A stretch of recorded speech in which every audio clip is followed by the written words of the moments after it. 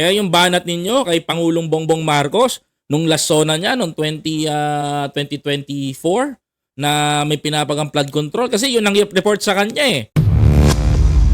Ngayon, tanungin ko sa inyo, si BBM ba may kasalanan? Si Bongbong Marcos ba may kasalanan?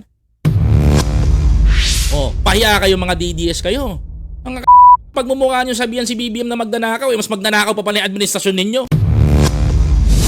Bilyong-bilyong pera at pondo ng taong bayan na inutang pa sa ibang bansa upang maipagawa lang yan at ang budget na nangyari sa bansa natin. Wala nangyari. Bumagsak yung tulay na ginastosan ng bilyong piso, bumagsak yung tulay sa Antique, mga kababayan ko, na ginastosan din ng bilyong piso. Hanggang ngayon, mga kababayan ko, may mga substandard pa rin na nakikita ang gobyerno.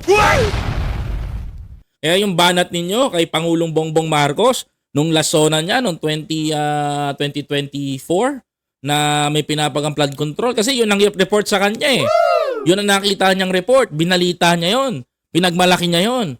Habang itong mga DDS na to, tuwan-tuwa, nagpapalakpakan kasi alam nilang nagkamali ng report si PBBM, mga kababayan ko, pinagtawanan. Sinabihan nyo pa si Pangulong Bongbong Marcos, asan na yung flood control issue ni Bongbong Marcos? Di ba nga, ganito, 500 billion pesos ang binaalaan. O ngayon, sino ngayon yung magnanakaw? Para mais digital, babalik sa inyo yan. Ito yung pagbalik nun. Ngayon, tanungin ko sa inyo, si BBM ba may kasalanan? Si Bongbong Marcos ba may kasalanan? Si Apo ba yung may kasalanan? O yung tatay nyo nasa Netherlands ngayon? O, pahiya kayo mga DDS kayo. Mga pagmumukha nyo sabihan si BBM na magnanakaw, mas magnanakaw pa pala yung administrasyon ninyo. Real talk lang tayo, mga kababayan ko. Kasi imagine niyo, yan ang ebidensya, base case Senator Ping Lacson, ayan ang sinugapang pera, oh. Di ba? Oh, di pa tayo tapos. Yung anak sa Davao, may 51 billion pesos for flood control issue. Pero baha pa rin sa Davao, mga kababayan ko. Di ba? For the past last 3 years ng tatay niya, way back 2020, 2021, 2022, mga kababayan ko, nakakuha pa siya ng 51 billion pesos dyan. Overall total is 51 billion pesos. O ngayon, paano kayo pakiululugar ngayon mga DDS? Sumabat kayo!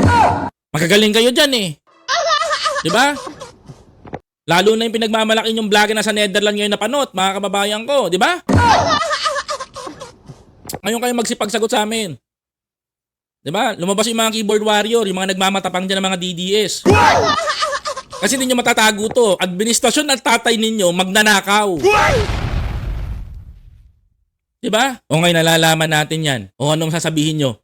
Pagtatanggol nyo pa rin yung tatay nyo kahit na kayo na ninanakawan?